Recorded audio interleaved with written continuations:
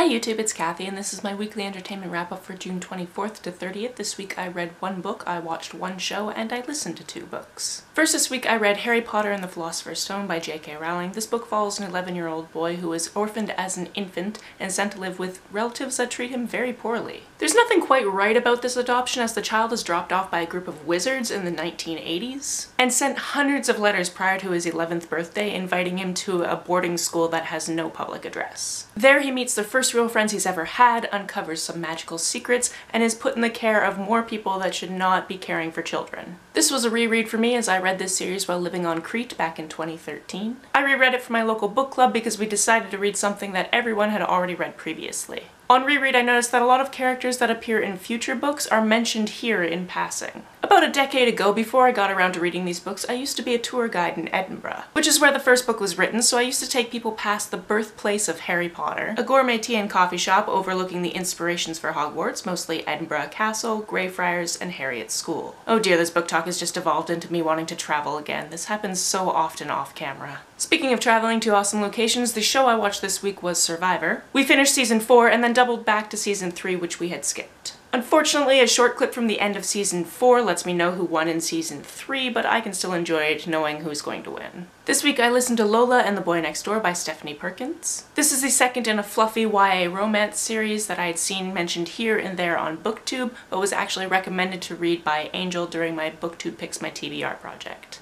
Lola wants 3 things in life: to rock up to the winter formal looking like Marie Antoinette, to never see the Bell twins again, and for her dads to stop being so upset that she's dating an older guy. What follows from there is a story about knowing who you are and learning how to follow your heart. People seem to be divided about this book, but it was just the right amount of fluff to get me through a very hectic June. The characters are imperfect, but I cannot fault that considering most of the characters' brains have not fully formed, not to mention the quest for perfection itself is flawed. This book gave me first kiss with someone when you really like jitters. So if you want something like that in your life, now you know where to find it. The other audiobook I listened to this week was Openly Straight by Bill Konigsberg. This one has to do with Rafe, who is known at his school as being one of the gay kids. In order to be seen as anything other than that one label, he moves across the country to go to an all-boys boarding school, and doesn't tell his new classmates he's gay. Originally he planned not to lie if his sexuality came up, but fibs turned into downright fabrications, which comes back to bite him when he falls for one of his new classmates. Despite the widespread dislike of being put in one box, as though personalities are not multifaceted,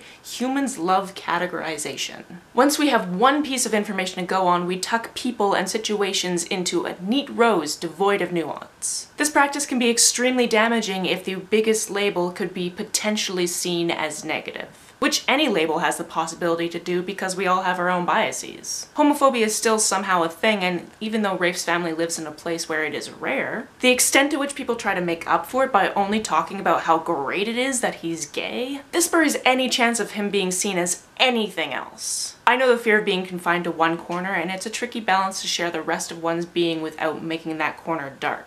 So pick this book up if you want a book about identity with a fantastic romance and passionate friends. I want to read Honestly Ben, which is the follow-up, but it's not currently available at the library, and I have so many other things to read right now. That's it for this week. If you've read, watched, or listened to any of these, let me know about it down in the comments below. On the way down in the comments, if you hit that subscribe button, that would be very nice of you. You can like and share this as you see fit, and I will see you soon. Bye!